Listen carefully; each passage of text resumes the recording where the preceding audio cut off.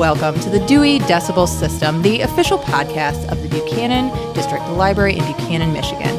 I'm Meg Paulette Perez. I'm the director of the library and one of your hosts, along with library master chefs Karen Gonzalez and Grant Wagner. Hey, Karen. Hey, Grant. Hey. Are you guys feeling like master chefs after preparing for this episode today? No. No. A resounding no around the table. I'm so excited to taste everyone's food now. No, just kidding. So since Thanksgiving is just around the corner, this episode is a special mini episode of the podcast to talk about cookbooks. But just like usual, all of the books that we're going to be talking about are available with your Buchanan Library card, either here in the library, available through Interlibrary Loan, aka Melcat, or as a digital book on Libby or Hoopla, or at another library nearby that Buchanan cardholders have reciprocal borrowing privileges at. And we thought this would be the perfect opportunity to have one of our very own as a special guest, Mindi Trotter. Mindi is one of our lovely and talented circulation associates, and to introduce her, I want to read her actual bio that you can find on the staff page of our website. So here it is. The facts of the mythical Mindi are few and secretive. Born to a centaur father and a mermaid mother, she received only the human traits of each. When spotted in the wild, Mindi can be identified by her vibrant hair, Nightmare Before Christmas markings, and her energetic personality. She can be approached with ease by discussing sci-fi and fantasy. Welcome to the podcast, Mindi. Well, thank you, and thank you to Miss Danny for that lovely bio. How accurate is that bio? It's pretty close. The story was we all had to turn in personal bios for the website, and Mindi didn't, so someone else wrote it for her. But it's now the best one on the page, so that was jokes on us. It was too good to change. Yes, that's awesome. Okay, so like I said, we've all brought cookbooks, and we've all brought samples from the things from our cookbooks. So we're going to be tasting as we go. So all of you out there get to enjoy the sounds of us chewing, I guess. So we're not exactly sure how this is going to go, but it should be fun. And we are going to start off with Karen, and I do have a clip to play to lead us into your pick. Would you like it first? Yes. Let's go for it. Ay, no. Esto de tiro es una cochinada. ¿Qué es esto? Have you ever heard of Rachel Ray? Rachel Ray, is she the one who cooks at the cooking channel? Sí, sale en la tele cocinando. Rachel Ray is an American celebrity cook, and today you're going to be watching a video from her where she teaches you how to make pozole. ¿Cómo ella va a saber hacer pozole? Qué bueno. Necesito aprender. Ay, bueno, dale. We're going to make a layered chili red pozole. Ay, para empezar ya empezó mal. Bueno, yo nunca le pongo frijoles a los pozoles. Este no es pozole.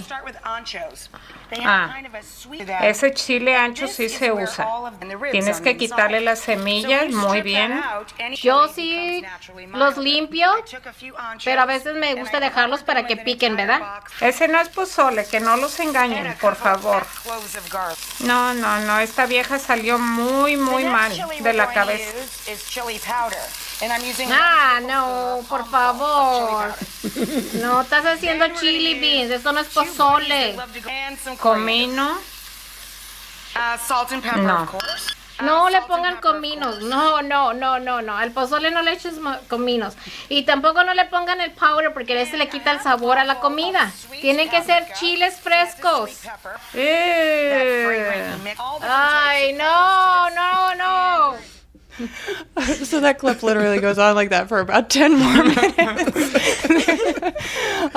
So Karen, tell us about the recipe that you brought for us today. Well, first of all, let me tell you guys, so they were actually criticizing the pozole. That's why I'm over here laughing.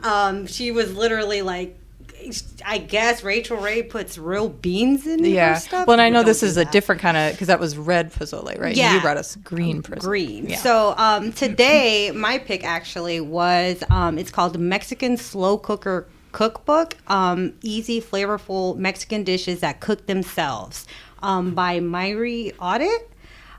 She's a Christian mom that lives south of Texas. She's more of a southern cooker. Her recipes were in Country Living, Bon Appetit, Good Housekeeping, and Texas Living magazine. And she also has a website called restlesschipotle.com. And we literally looked at it right before we came in, and it has like a whole bunch of crock pot recipes, and I love crock pot recipes because who wants to stand in front of the stove all day? Not me. So I chose this one, and I chose the green chile and pork pozole recipe. But I kind of, obviously I'm Hispanic, so I make this all the time. Should we taste it now? I'm so hungry. Yeah. Yeah, you can go ahead. Pozole. So It smells really good. It's sitting right in front of us. Yeah, I'm like, I want to eat it. so it's green chile and pork pozole. So this straight from the book, it's pozole verde, or green pozole, is Mexican comfort food, and in this version it's quite spicy. The broth is flavorful with a lot of heat and a fresh flavor that comes from the limes and cilantro. I didn't bring any, sorry. It would be good with that, though. And yes. It's really good already. But it's a light dish that will warm you to the core on a cold day. And the best part is you can freeze these, and they're good for in the freezer for 6 months. So I actually did make this yesterday, and then I froze it and brought it here and just put it in the crock pot, let it defrost. So literally while I was working, this was being made for you guys. Yeah, and it was making the whole library smell really good. This is so good. I was telling you before that it's been a long time since I had hominy. I couldn't even remember like what it was like, but it's really... It's good for something like this. It's better, like, not pasta or potatoes. Like, it's something different, but it's still hearty. Because so let me read off the ingredients. So with this one, it had 2.5 pounds of boneless pork cut into bite-sized pieces. This, like they stated, it states for 2 teaspoons of ground cumin. I did not put that. Do not put it. What does it do? Because the ladies in the clip were mad about the cumin too. It's not authentic, I guess. I don't know. So the thing is too, everyone, like in different states of Mexico, they all make different foods. Same thing as here. Like I was explaining to people, there's Tex-Mex food, and then there's like California Mex food. Like it's like different flavors. So you can't really judge one recipe, like, because every part of Mexico makes it different. I was telling Meg, there's this dish called mole, and there's some parts in Mexico that make it sugary, like sweet, and then there's others that make it kind of like tart, because it is made out of chocolate. So that one is kind of, it goes, either way. So with this one, they added cumin. Don't do it. It's on there. You can do what you want with that information. And then a cup of chicken stock, 3 medium onions chopped, 3 jalapenos seeded and chopped. I did not use jalapenos. I used, and I totally forgot to look it up. It was that lime green pepper. Is it serrano? No, serrano is skinny. Oh, yeah, because that's right. The really bright green one. What is that called? It's not poblano. You No. know. I know. Mindy knows. Mindy's in the know? No, it's like lime green, and it's kind of long.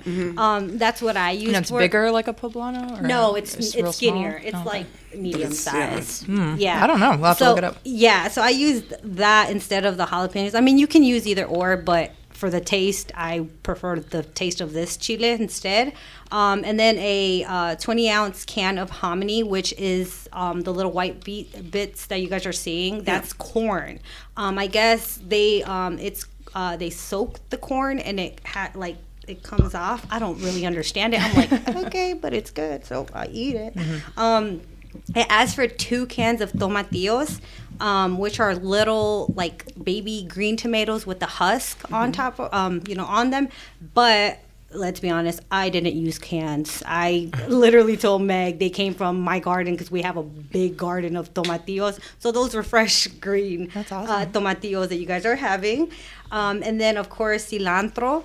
I will give a warning because I did not know this, but there are some people that cilantro tastes like soap to them. Oh, yeah. You've never heard this one before? No. Because it always comes up with people when I'm just like, piling it on food. Yeah. Like, and I like it in Indian food too. Like if I make like cilantro. curry and stuff, I throw it in there. People are like, oh, it tastes like soap. And I'm like, what? You poor thing. You're missing out on such a good flavor. I love the way it smells, the way it tastes. Yes. So when somebody says that, it's like, wait, what? Yeah, because literally, like if I'm making any soup, I just dump the cilantro leaves, Yeah. and then it just intensifies the flavor crazy. So that's why I'm like, I love cilantro. It's a chemical thing. Like, So there's a like, gene for it, I guess. Yeah, it's a real thing. Yeah, but that's weird. So just be careful if you don't like, because a lot of Mexican food does have cilantro in it. Like, it's one of our staples. It's garlic, onion, and cilantro, basically, in all of our dishes.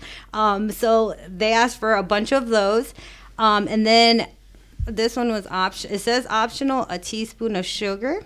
I told Meg I don't do that, but it said that you could add the sugar to balance the, how do you say it, Meg? The acidity. I can't say it. I have a very heavy accent. I don't think you needed it in this, though. It doesn't taste like you needed it. Exactly. So maybe that's a to-taste thing. Well, yeah. So this is kind of like a recipe if you don't cook, Mexican food, because to me, how I was explaining it is, it's basically just green salsa soup in a way, and I make green salsa all the time, so it's nothing, different for me. But for someone that doesn't know how to make this, that's, a good little starter. Yeah. But I'd probably say, like, my little secret, like, maybe what I'd add would be that, I had to write it down because I can't even say it, Nor chicken flavor granulated bouillon. Yeah. Is that how you say it? Bouillon.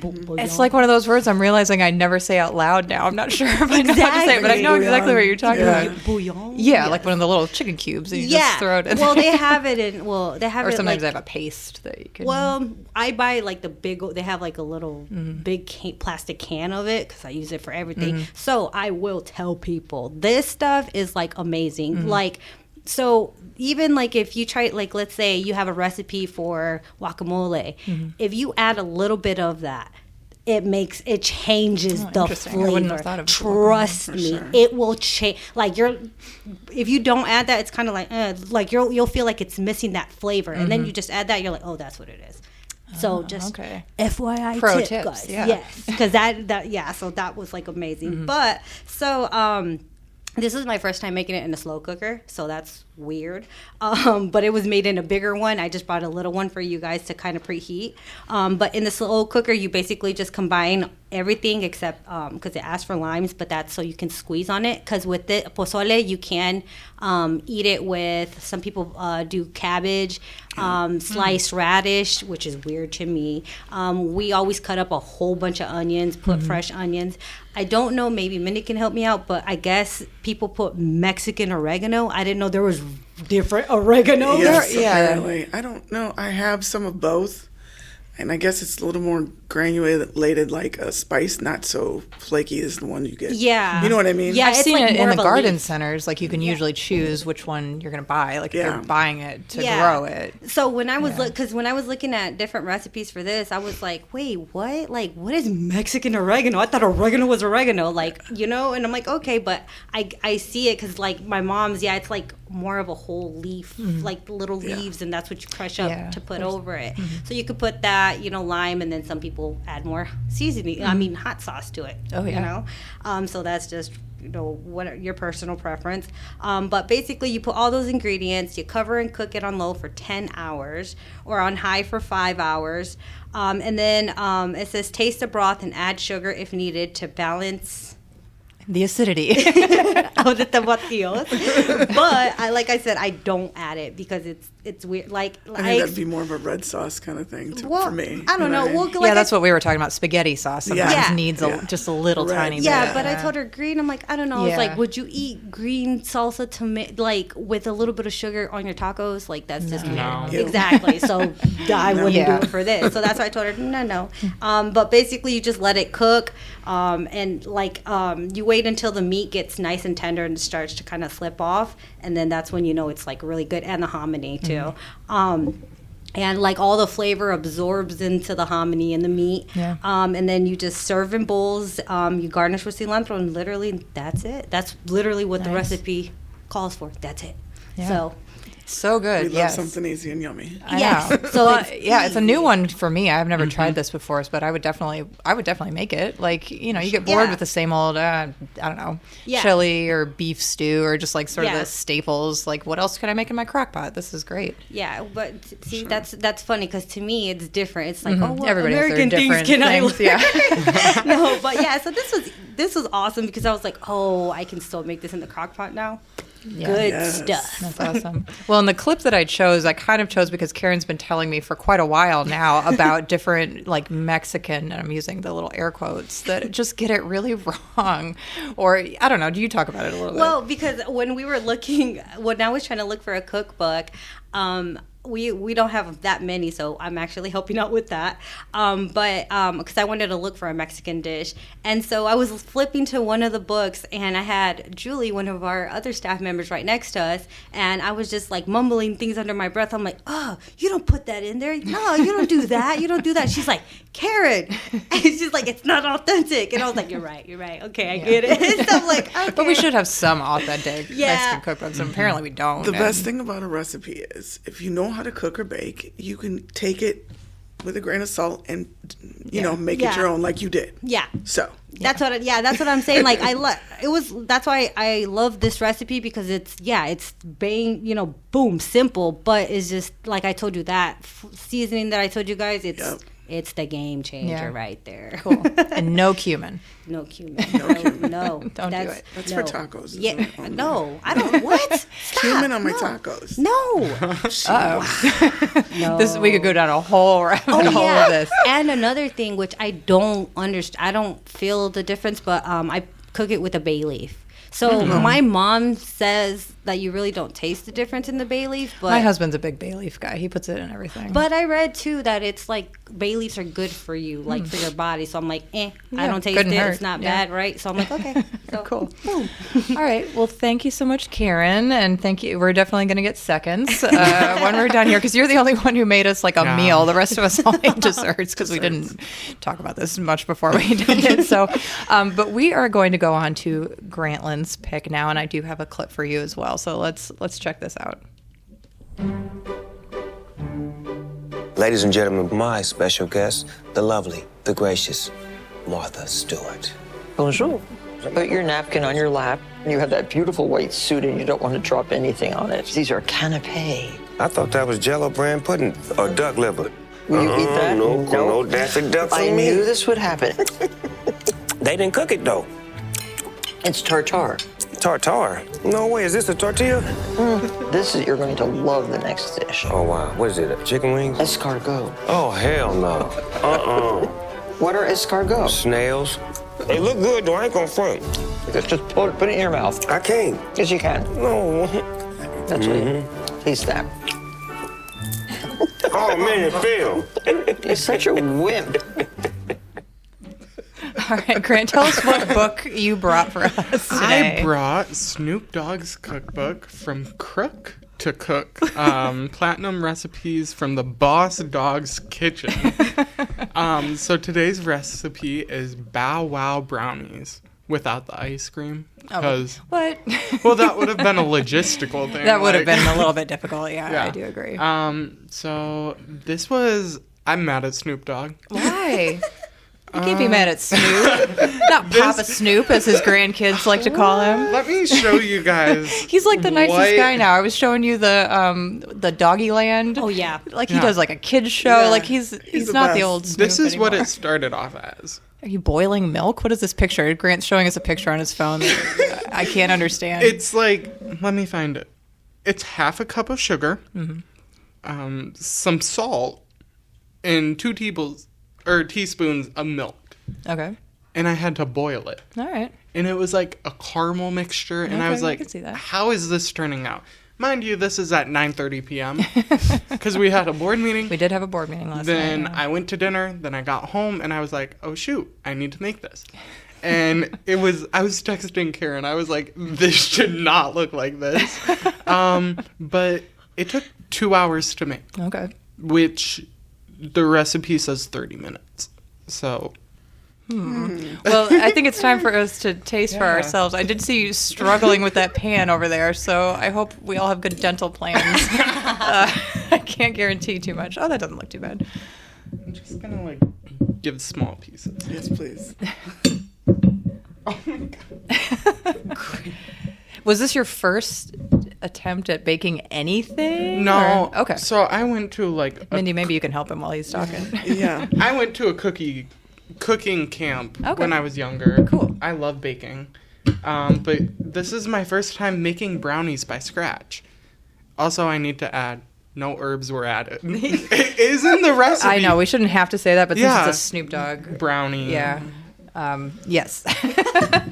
But All right, we're all going to take a Ready? taste of Snoop Dogg's Bow Wow brownies now. Oh, wow. Smell good. It tastes good. They're good. Yeah, they're great. Just like a brownie. that's good.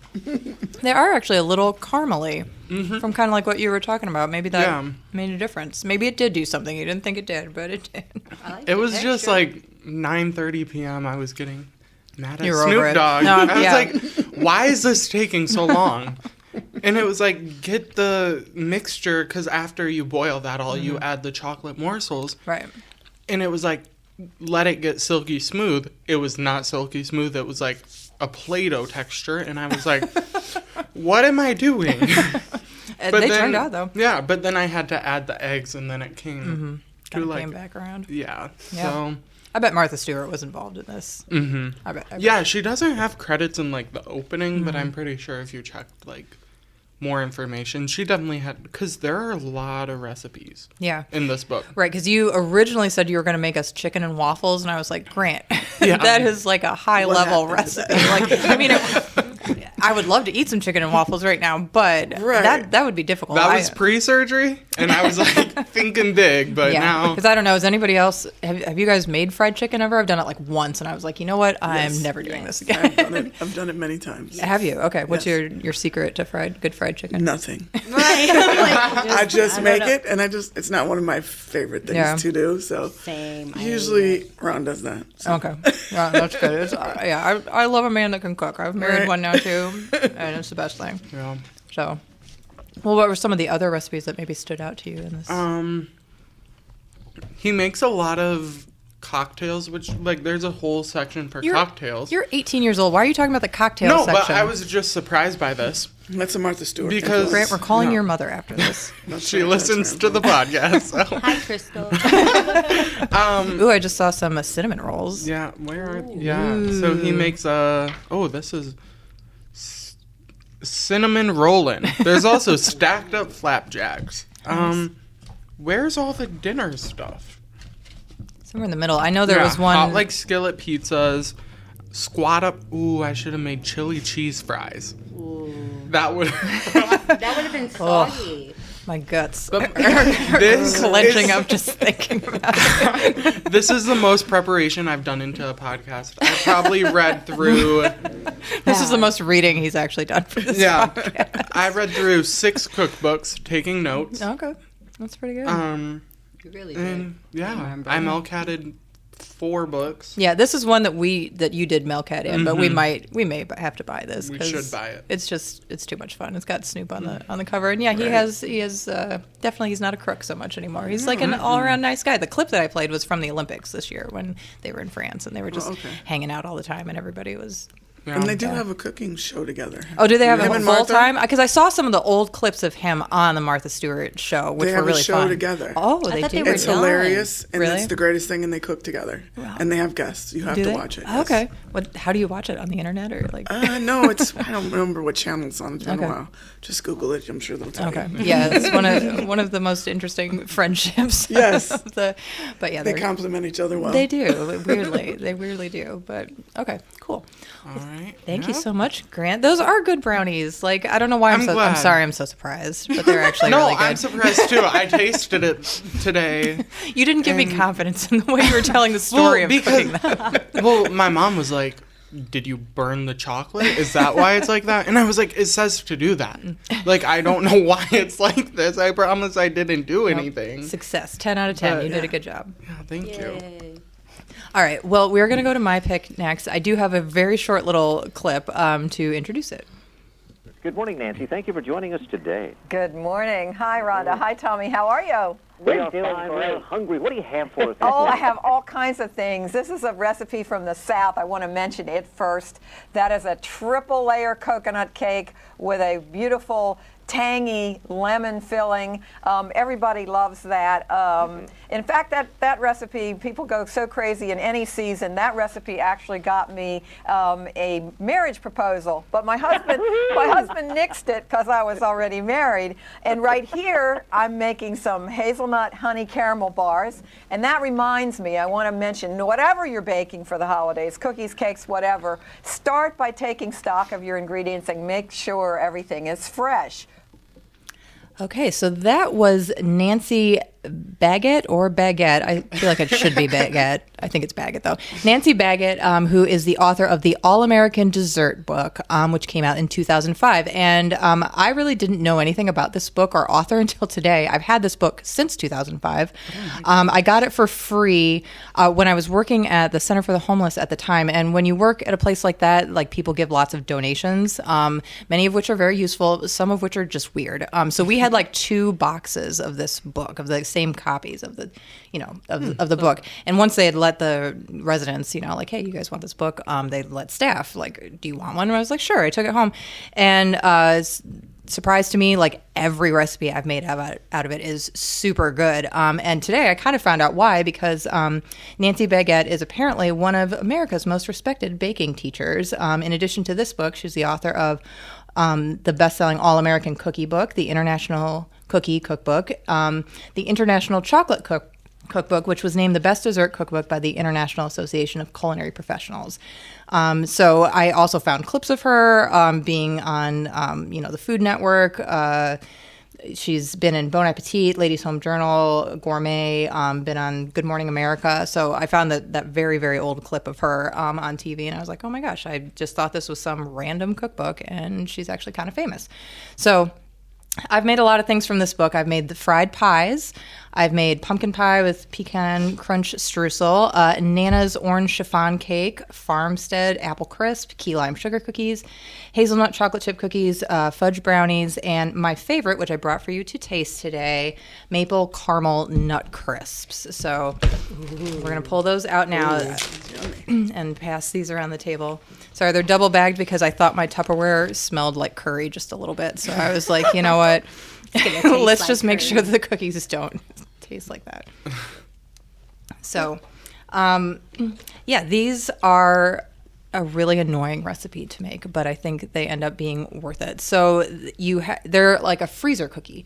So what you do is you make them in advance, and then you roll up the dough into like logs, and you freeze it. And then when you want to make some, you slice it into slices and you bake them.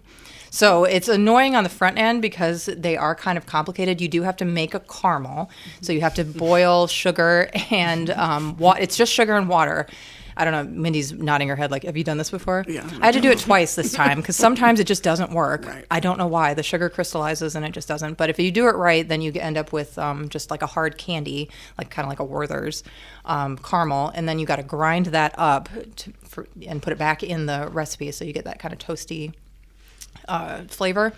You toast the nuts with maple syrup and sugar on them first too.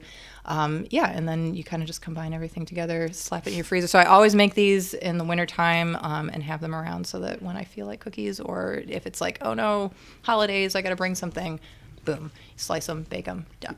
So it's so good. It is good. Good. I love the nuts. And I like that it's chewy, because you said crisp. I thought I was like... Well, so that's probably because I'm not doing it very well. Because I think you're supposed to slice them thinner than this, but I cannot. It's not like soft. It's chewy. I like that. I can't get them any thinner than this. You don't want it crispy. It's perfect. Okay. No, Yeah. The ends are pretty crispy, like the it depends. If you get a really thin one, then they're probably crispy. But so I made these last year for the Not So Silent Night, and I brought them, and I did get a compliment on them from it was either Ray or Al from Ray and Al's. I'm sorry, Ray and Al. I don't remember which one of you it was, but do you guys know Ray and Al's diner over in Galeen? Mm-hmm. It's a really cute little diner that's over there, and they do a lot of good, home cooked kind of stuff. And so they complimented me on my cookies. So I felt like it was actually, I was like, all right, I'll take that. Because I don't really bake like I used to. I used to do it all the time. And now I was doing this the other night and I was like, oh my God. Right. Why is this so many hours of my life? Nobody has time for that, right? Yeah, definitely. So, yeah. I love it. I love how, like, smooth the caramel taste is with the nuts. And yeah, they're very toasty. Like, they have, like, a warm flavor to them. Sorry, I had to finish. No, but it's like, it's really good. It's like, I don't know, it has like a crumbly like texture on the bottom. I don't know. I just really like the cookie. Yeah, they're not super, super sweet. Like, they're probably not a cookie that like little kids would get that excited about. They'd be like, but no, my mom would love that. Yes, because she loves the nuts and stuff. But yeah, that's like, like she said, it's like chewy, but it's not like the chewy that you think where you're like. It's like a soft chewy. Must be from the caramel, I would assume. I think so. But it does have like that little like tint of crisp. I like crisp. Cool. I like it. It reminds me in the best way possible of Subway cookies. No. I mean, Subway cookies they're pretty good. Decent. It's the texture. Like, I hate the flavor of those cookies, but they have. You don't like the Subway cookies? It's just they're very sugary and like too sweet, but like it has the same texture and the same like thickness. I'm a pro chewy cookie person for the most part. Like, I'm not usually out to make like a crispy cookie. I know some people are into that, but it's in the best way possible. Okay, it's like this. The best parts of Subway cookies have and none of the yoga mat flavor. No. Cool. Well, this is an excellent baking book. So if you guys are into baking, I did tell Laura that we should order our own copy, but you can get it through Mailcat as well. This is my really gross copy here because as I was going through this, I realized that you can tell exactly which recipes I've made because the book is gross in those parts. And Sure, it's not all the Post-it notes on the Well, side? I put the Post-its on the recipes that I made, but then I just wrote them down so that I wouldn't have to do that. But most of the recipes are probably they're not like super hard. They're pretty easy to follow, but they're a little bit above just like throw some stuff in a bowl and mix it. Like, there's usually a few. I know. I hate recipe books that are like, oh, you need to buy this $7 seasoning just for a little pinch. Yeah, I've never heard of it before. And you're like, and where do they sell that? Yeah, exactly. Yeah. Like, no, it's not quite like that. It's just it's a little bit. And like if you really like to bake, you do kind of have to have things like a stand mixer or like you have to have these tools. Otherwise, you can't just be sitting there by hand doing this stuff. It's just not going to happen. That's why I have kids. No, I'm just kidding. I'm just kidding. Then you can reward them at the end, though. So highly recommend. Okay, well, we always save the guest for last. Mindi, I do have a clip for you. You want to hear it? Oh, let's go. Do you want to hear it again? No, I just did it. There we go. One more time. What book did you bring us? Okay, so on that note, like I told you, you said, doing a recipe, and I'm like, sure, I'll be part of it. I don't use cookbooks anymore, hardly. I go right on the internet and be like, boopity boop, what do I want to make? And I find stuff there, but you're like, absolutely not. You can't be part of it. So I went and found the cookbook in the library, and I found one that I thought would be like for somebody who's a beginner and maybe somebody who's a little more knowledgeable in baking or whatever. It's called Holiday Baking. It's by Pillsbury. We all know who Pillsbury is. Woohoo! Right, Pillsbury. If nobody got that joke yet, I just felt the need to explain it to you. Yeah, so, okay. Wait, do you know who the Pillsbury is? Yeah, you tickle him and he makes that sound. You don't tickle him, you just poke him in the belly. Or whatever. I still got the same. Well, because didn't they stop that? They still sell his cookies in the store. But I don't think the commercials are around anymore. Yeah, I haven't seen one in a long that's time. what I'm saying. But. So I made 2 recipes because some of the recipes are so easy. It's literally, you don't have to scratch anything. You just go and buy refrigerated or ready-made products at the store and slap it together. So it gives you concepts of how to make something. So if you don't know how to bake this one, but you're like, I need to make some for the family dinner this week, holiday. Perfect, because it's this one. So literally went and bought some refrigerator peanut butter cookie dough. some little miniature candy bars of your choosing. I'm sure you could choose whatever kind of cookie dough you wanted, and some chocolate frosting. And I made little cookie cups, put the candy bar in the middle, and put frosting on it. Nice. The end. And now we get to eat them. Now you get to try it. Sweet. So. Oh, do we need to cut these in half? Or oh no, wait. You didn't bring one for yourself. No, I've already had tasted it. Okay. I tasted it after I made it. Shoot. Right, that's the same thing. I was like, I'm not. I can smell it already. It smells like a what candy big old bar Reese's is in this? Piece. I use the Snickers. Oh, you use Snickers. I did. Okay. It's heavy. It is. It's heavy. It's like hefty. This is a serious cookie. Hefty. Oh, it looks so good. It does. I hope it's still chewy. I made these on. Yeah, it's still chewy. Don't worry. Oh yeah. Oh my god. And like so simple and easy, and it's good, right? So basically what we're saying is I spent about 4 hours on my cookies and Mindy spent about 30 minutes and hers are better. Well, no, I made another thing. So, because I did do. So the lesson of the day is get the Pillsbury cookbook. Right. If you're not into it and you want to be quick, or like I said, or you don't know how to bake, or you're not good at cooking. Yeah. That this could be your friend right here. I will say you still did a good job, though, because people can mess these up by over baking them. And you didn't do that. No. Because it's nice and soft in the middle. Perfect. Yeah. Good job, Mindy.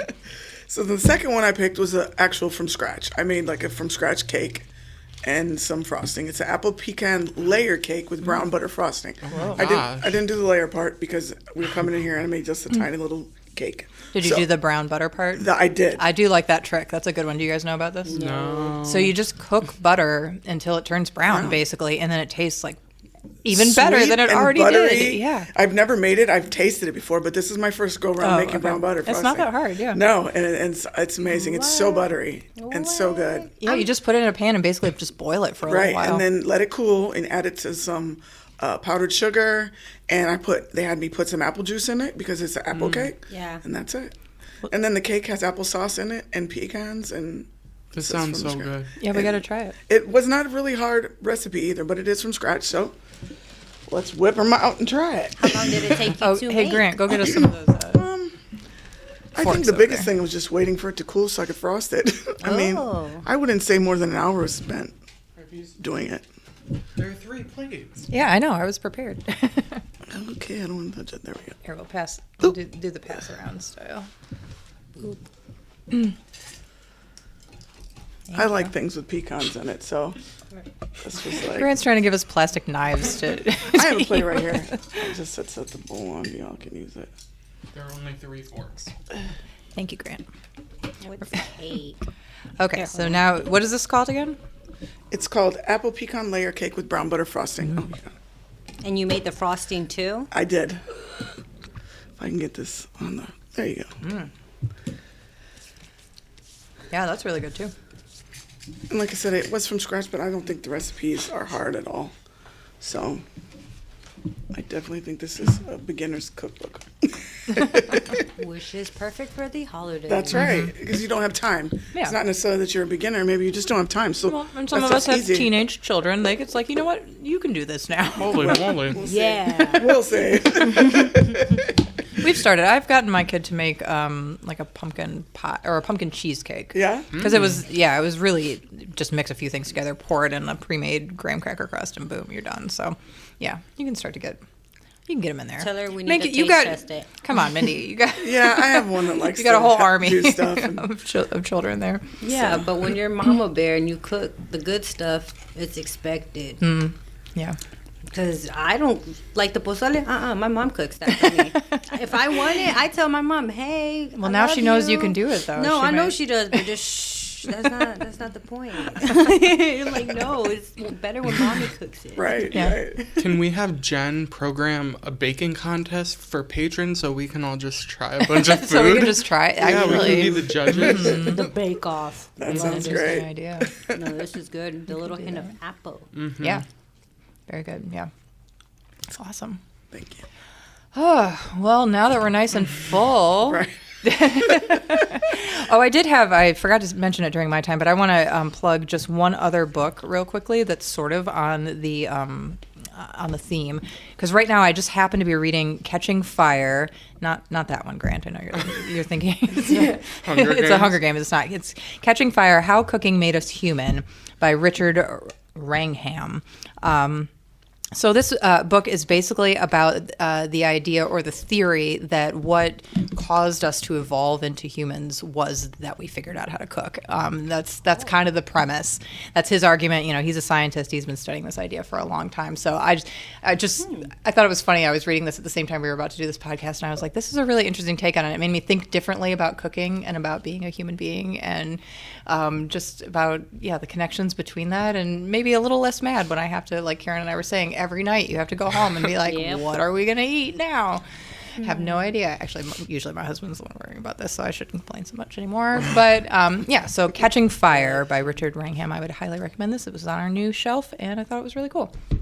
All right. Well, real quick before we go, we have to talk for just a second about an event at the library that's coming up. The biggest night of the year, we'd like to think, our annual Not So Silent Night at the library. This is our one big fundraiser of the year, your chance to dress in your holiday best and party with the coolest people in town, library supporters. So it's coming up really quick. It's on Saturday, December 14th from 6 to 8 p.m.